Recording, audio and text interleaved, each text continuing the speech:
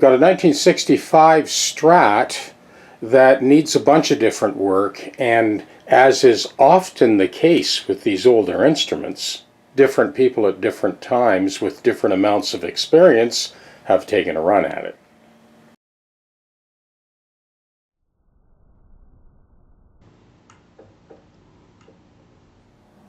So the other thing that's been done to this guitar that's maybe not quite so pretty is it was painted with a brush, with just shellac. And, you know, people meant well. It's not like they wanted to destroy the guitar. They didn't realize what they were getting into.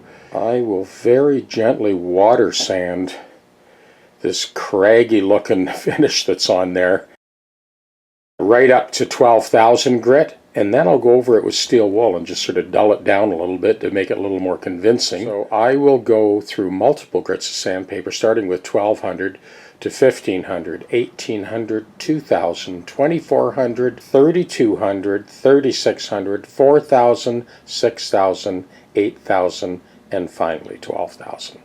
And when that's all done, I'll brush it down with 40 steel wool just to dull it down a little bit to make it a little more convincing. Luckily, when that finish was brushed on all those years ago, they didn't brush off the actual decals, so they're still intact underneath the sort of craggy brushed on finish. I will be uber careful starting with 4,000 grit and working my way up to 12,000 grit, and then I'll see if I need to steel wool or not. I'll probably just compound. Everybody knows that touching a vintage finish is a big no-no. But what about when it's already been refinished? In this case, after talking to Mark, we're going to kind of let sleeping dogs lie. There's no way that this was the original finish. There's a couple of things that make that very apparent. One being that they sprayed that yellow right over the spring claw in the back. Just by the lack of quality of the finish, it's obvious it's that yellow is not an original finish. The white that you see was the customer trying to bury the yellow. He started by brushing on the white and then realized he was maybe in over his head and he stopped. So whatever steps we decide to take, if any, as far as the finish goes, they'll be decided after we get the guitar up to 100% playability and the compensated nut is already roughed in. Starting with 1200. I can see this is orange shellac. It's not a bad material, it's just, it was kind of applied with a brush. And this is 1500.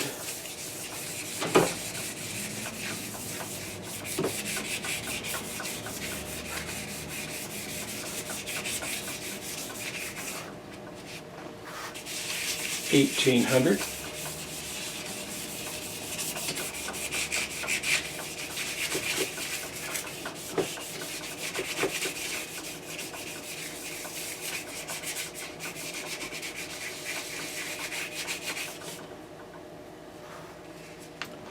Back to 1200 just to kind of flatten out this stuff right here.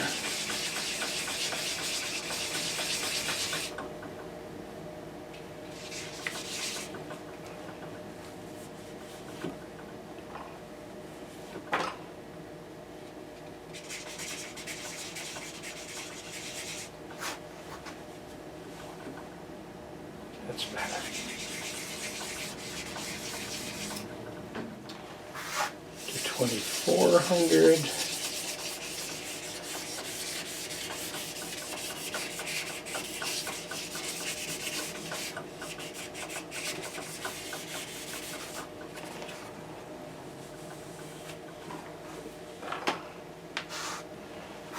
$3,200.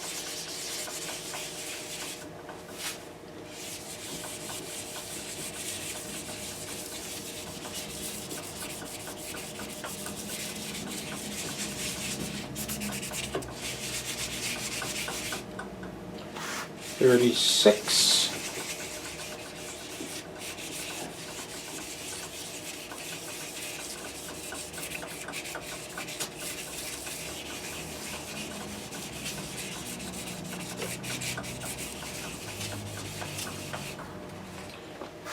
$4,000.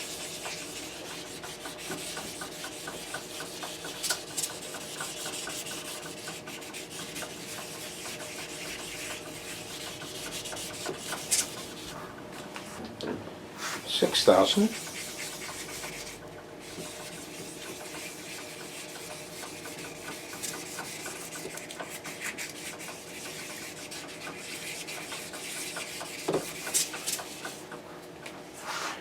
$8,000.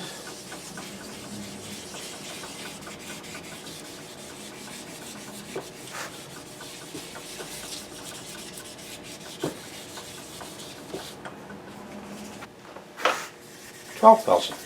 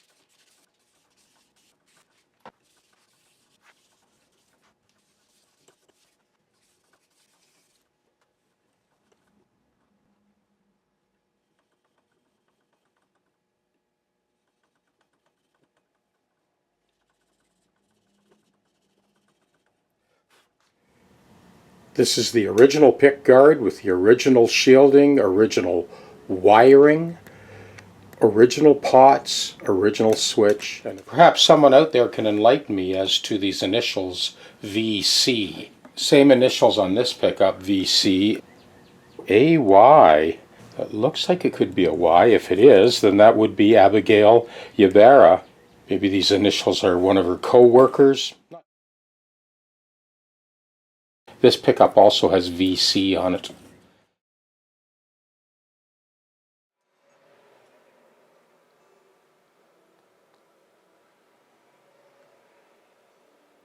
We've now got those strings aligned perfectly with the edge of the fingerboard.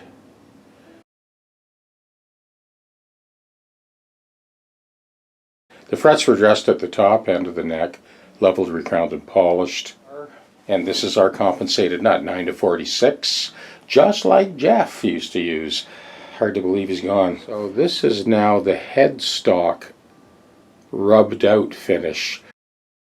That orange shellac was just caked on. It took quite a bit of elbow grease to get this smoothed out. It was pretty craggy. Full length of the neck, you could feel it under your hand. I don't think I showed this yet, but the screws that were in this were just straight slot screws, way oversized. So I replaced those straight slot screws with the typical Phillips head. Oh, 1965, still with us. Of course, there's the sort of the start and stop refinish on this guitar. And really, at this point, you know, Mark can decide at any time if he wants to actually bring it back to the original Olympic white finish.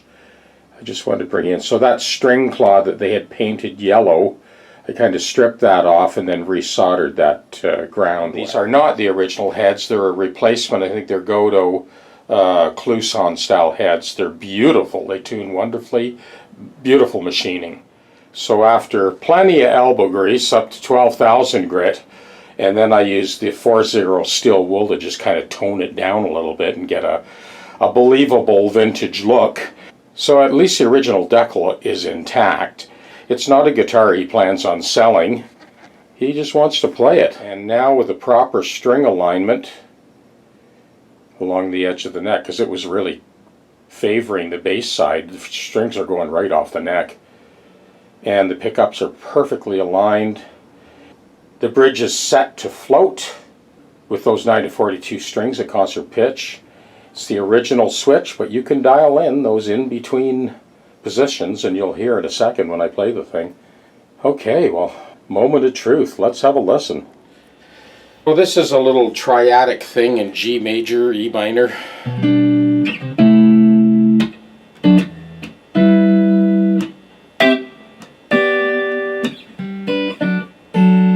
Repeat that twice.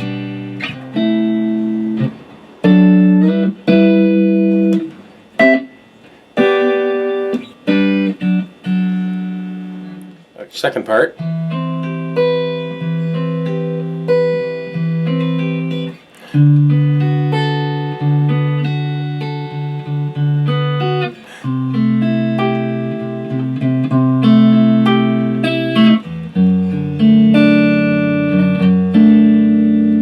And that's played twice. So I've got that looped, I'll let that play.